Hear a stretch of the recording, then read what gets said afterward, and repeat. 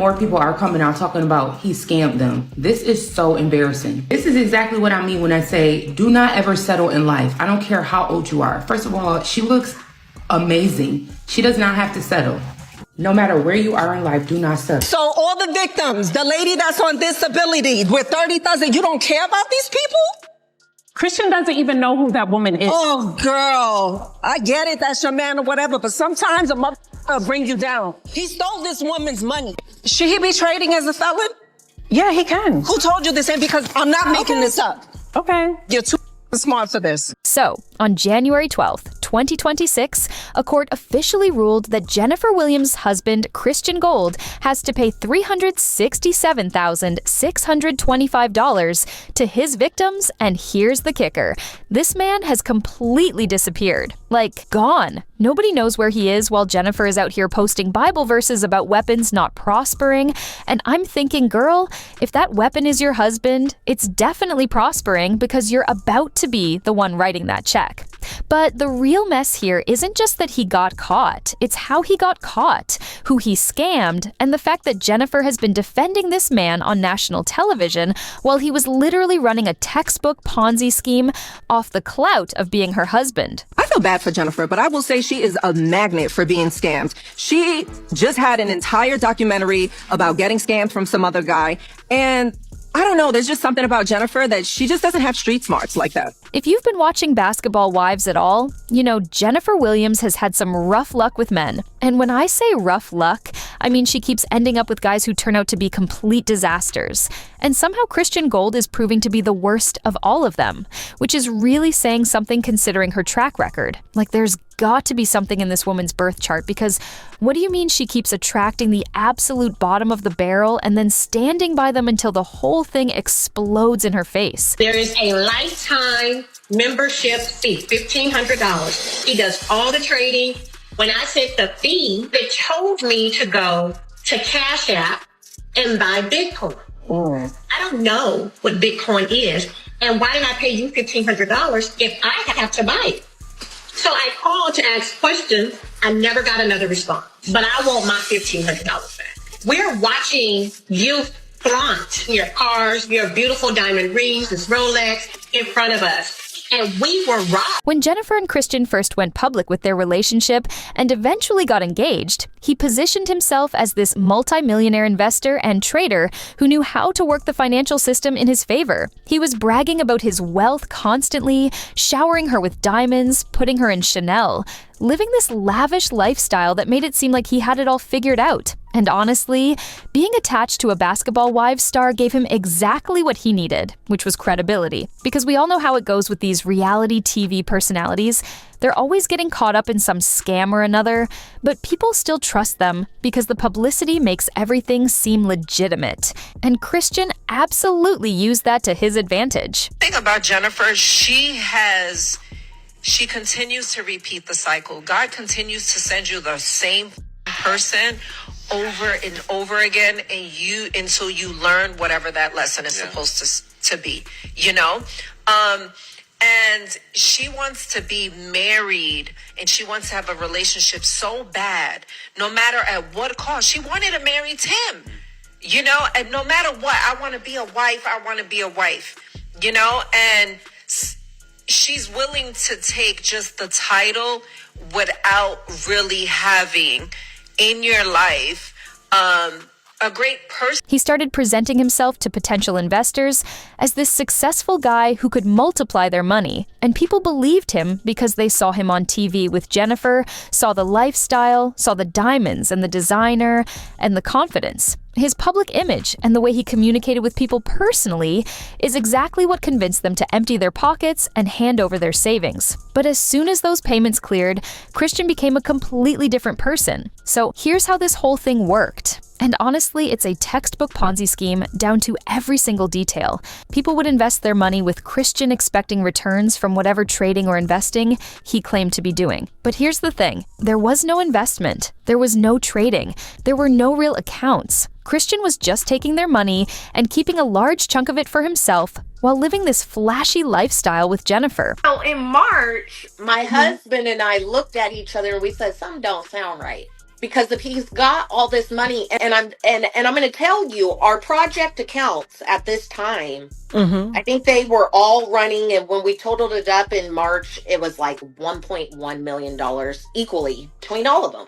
So we're like, there's no way he can't pull from this and give us yes, and I do have receipts of all of this. When older investors would start asking questions or wanting their money back, Christian would talk them into leaving it in, telling them the returns were coming, just be patient, trust the process. But if they really insisted on getting paid, he would give them money from a newer investor, which made it look like the investment was actually working and generating returns. So people would see that and think, oh wow, this is legitimate, let me put in even more. Classic Ponzi scheme behavior where you're robbing Peter to pay Paul until eventually the whole thing collapses because you run out of new Peters. Eventually, Christian just stopped communicating altogether. He blocked people, he stopped making any payments, and these investors, these victims, had to sit there and watch him flaunting his lifestyle on social media and on Basketball Wives with Jennifer while their money was gone and they couldn't reach him. Like, imagine investing your savings with someone, getting ghosted completely, and then turning on your TV to see them living lavishly with their reality star wife talking about how blessed they are. The audacity is genuinely unreal. So last year, some of these investors finally decided to take legal action, and that's when things got really interesting. A group of people who had invested with Christian filed a lawsuit against him alleging fraud and claiming he was running a Ponzi scheme. The case was filed under Georgia's RICO laws, which is significant because RICO cases come with enhanced penalties. And if you watched the last season of Basketball Wives, you saw Jennifer basically running around putting out fires everywhere because she was standing 10 toes down defending her man against these allegations. Both she and Christian addressed it on the show, acting like it was all just haters trying to bring them down, people jealous of their success and their happiness. But here's where Christian really showed who he is. Despite being served with the lawsuit, he never responded to it, never showed up in court.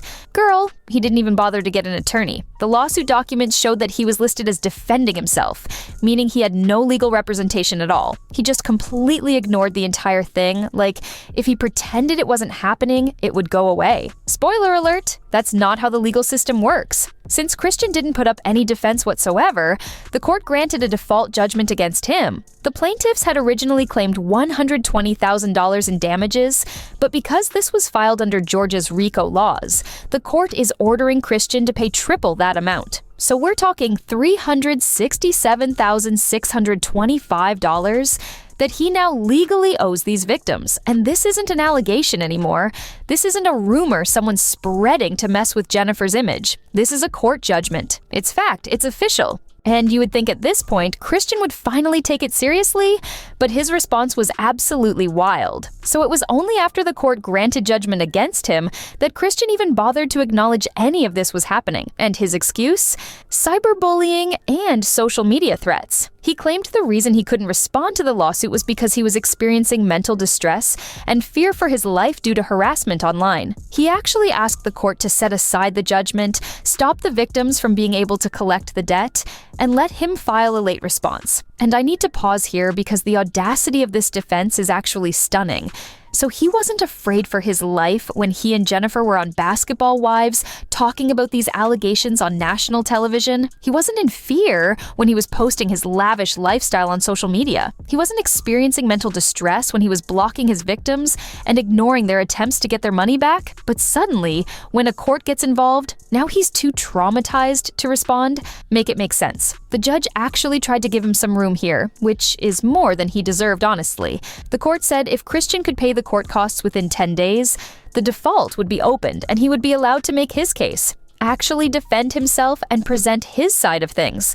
10 days and some court fees. That's all he had to do to get a chance to fight this. Can you guess what Christian did? Absolutely nothing. Again, this man just does not respond to anything. So on January 12th, 2026, the default judgment officially became a final judgment, meaning the victims are now legally entitled to collect that $367,625 from Christian Gold. And now here's where things get really messy for Jennifer. So after the final judgment came down, Christian went completely silent, suspiciously silent, like nobody knows where this man is right now. He's disappeared while his wife is left holding the bag and trying to do damage control on his behalf. Jennifer posted some text messages from people supposedly praising Christian's investing skills, trying to show that he did have legitimate clients who were happy with him. She also posted that thing about the weapon being formed but not prospering, which is a bold choice when the weapon in question is a court-ordered judgment against your husband for fraud. But here's the thing everyone keeps pointing out, and it's the elephant in the room that Jennifer really doesn't want to address. We all know Christian doesn't have any money of his own. That's kind of been obvious this whole time if you were paying attention. The lifestyle, the diamonds, the Chanel, all of that was funded by either the scam money he was taking from investors or by Jennifer's money from the show. So who exactly is going to pay this $367,625 judgment? Because if Christian is broke and MIA, that bill is landing squarely in Jennifer's lap whether she likes it or not. And honestly, people are starting to wonder if Jennifer was really as clueless about all this as she claims to be. She's been with this man, she's been living this lifestyle with him, she's been watching him conduct business or whatever he was calling it. The public is just now hearing the details of this case, but Jennifer has been in that house with him this whole time. At what point does standing by your man cross the line into being complicit in what your man is doing? The comments online have been absolutely brutal. And I'm not going to lie, a lot of people feel like Jennifer had this coming after everything she's been through with previous relationships, after all the red flags she's ignored before, to end up here with a man who's been convicted of fraud in court while she was defending him on television is just a lot to process. People are saying she's a scam magnet, that she's stuck on stupid, that he must really be putting it down because there's no other explanation for why she keeps choosing these men and then riding for them until the whole thing blows up. And you know who's probably having the time of her life right now? Evelyn. Because if you know anything about basketball wives, you know that Jennifer and Evelyn have had their issues over the years. And this situation is basically handing Evelyn her storyline for the next 2 seasons. The drama that's going to come from this on the show is going to be absolutely insane. And Jennifer knows it. She knows she's about to walk into reunion tapings and confessionals with this hanging over her head, with receipts and court documents that she can't explain away or dismiss as rumors. This is her 3rd time ending up with a man who turned out to be a complete disaster, and this time there's legal documentation proving it. Eric she had to run from. Tim she had to run from.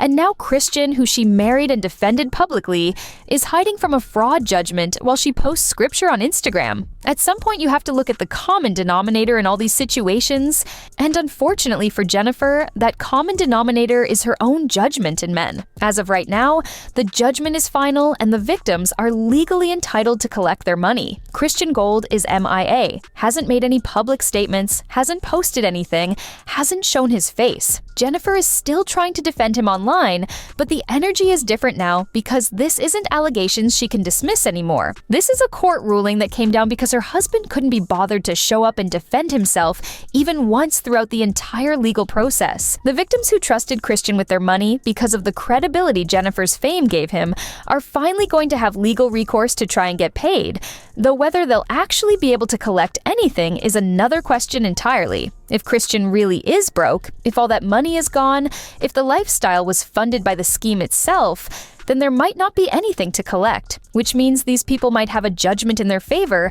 and still never see a dime of their money back. And Jennifer is going to have to figure out what she's doing next.